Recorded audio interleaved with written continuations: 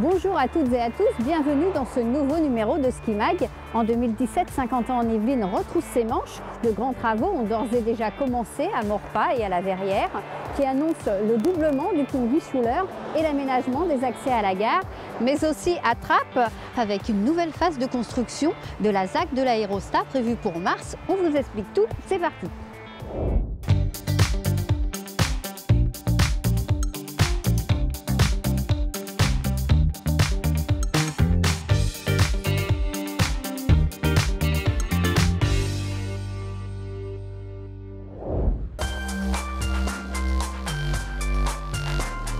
Le pont Guichouler, une artère qui fait la jonction entre les villes de Maurepas et la Verrière. Passage obligé de bon nombre d'automobilistes, il est saturé aux heures de pointe. Au quotidien, 18 000 véhicules et 5 000 piétons empruntent le pont et les transports. Ces jours-ci commencent de grands travaux. L'objectif, le doublement du pont. Alors le pont Schouler, c'est un point noir important pour tous les gens qui vont sur la gare de la Verrière. Et il était plus que temps de le doubler pour supprimer ce point noir, ces bouchons du matin. Il faut savoir que tous les matins, à Maurepas et aussi tous les soirs, nous avons des bouchons en entrée de ville du fait que nous avons un passage piéton qui est situé sur la ville de la Verrière, juste avant la gare d'ailleurs, l'accès à la gare.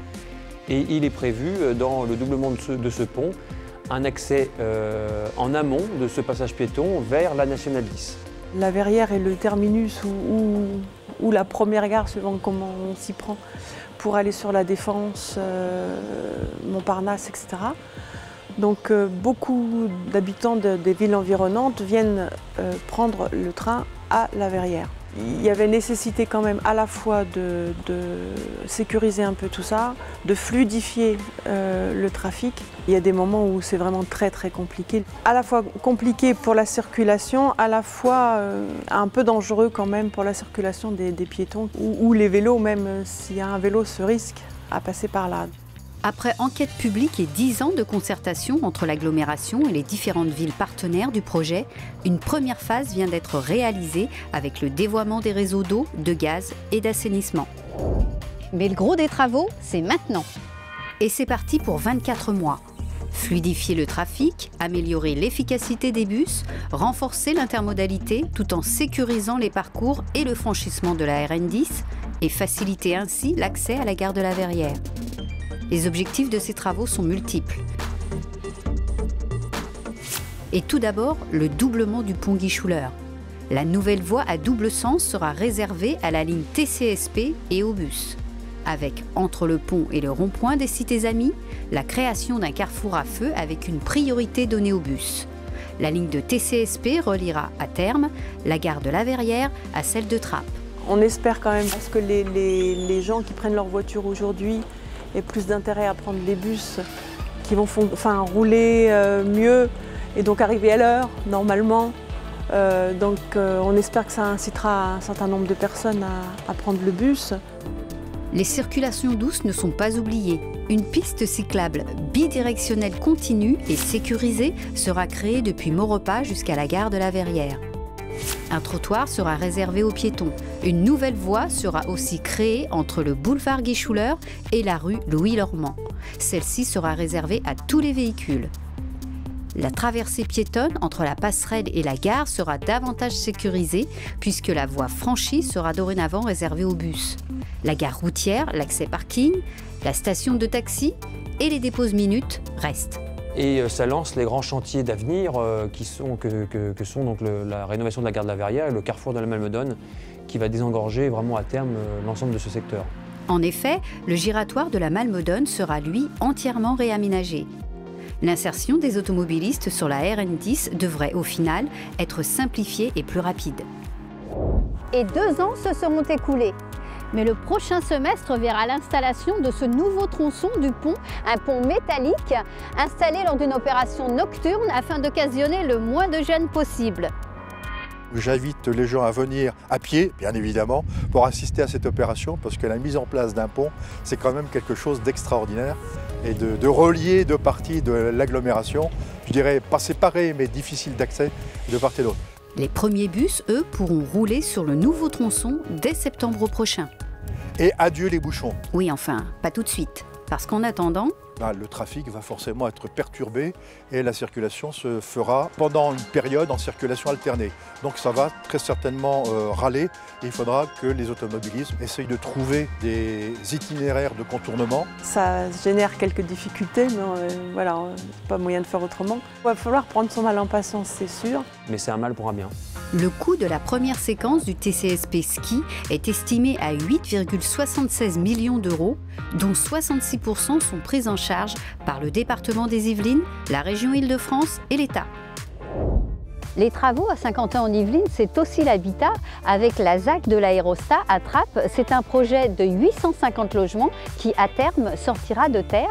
Petite visite. Une urbanisation diversifiée et de qualité. Tel est le projet de ce nouveau quartier trappiste entre centre-ville et quartier des Merisiers. Commencée en 2009, l'opération immobilière se déroule en 3 phases. 324 logements, appartements et maisons de ville ont déjà été réalisés, dont une majorité en accession à la propriété sont déjà occupés. Labellisés haute qualité environnementale et très haute performance énergétique, ces logements sont réalisés par divers promoteurs. La deuxième tranche est toujours en exécution avec, à terme, 350 logements. La dernière partie devrait aboutir en 2019. Les données, c'est 40% d'habitants de Trappes qui ont acheté, qui déménagent ou qui décohabitent. À peu près 40% qui sont de la région. Et puis 20% de personnes qui viennent d'ailleurs, qui viennent hors agglomération. Dès le début du mois de mars débutera la dernière phase de l'opération. Un appel à projet sera alors lancé. Les travaux se dérouleront jusqu'en 2019.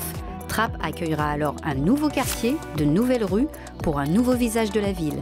Sur l'avenue Maryse-Bassier, on a voulu que tous les rez-de-chaussée, autour de la place Ovale, etc., que tous les rez-de-chaussée soient meublés par des commerces avec quelques activités économiques. Il y a une auto-école, par exemple. Des commerces avec au-dessus différents types d'habitat. Du studio aux 5 pièces pour 70% d'entre eux, 30% de logements intermédiaires, 50% en accès libre, 20% de locatif social et 15% en accession aidée. Coût global de l'opération, 7 320 000 €. L'aménagement, et en particulier des ZAC, font partie de la compétence de l'agglomération. Donc l'agglomération, elle, a eu à faire toutes les études urbaines, justement aussi toutes les études qui ont trait au réseau, aux voiries, dans le projet. Mais tout ça se fait toujours en concertation avec la commune. C'est un très très gros travail de partenariat, d'aller-retour, mais la commune, bien sûr, a le dernier mot parce que c'est important que le maire puisse donner le visage qu'il veut au quartier qui est en train de se construire. C'est ainsi que l'avenue Salvador Allende va faire l'objet d'importants travaux de dévoiement et de création de réseaux, mais sans pour autant encombrer les accès des résidences Sand, Pergot et Verlaine. Parallèlement, une voie provisoire sera mise en place entre le carrefour Delacroix, Thorez, Delago et la place Ovale avant l'instauration du TCSP qui reliera la gare de Trappes à la gare de la Verrière. Le mail de l'aqueduc conservera son aspect paysager pour offrir un lieu de promenade et de détente privilégié aux habitants jusqu'à l'île de loisirs. L'urbanisme, c'est le cadre de vie. Et que si on vit dans un endroit de qualité, agréable,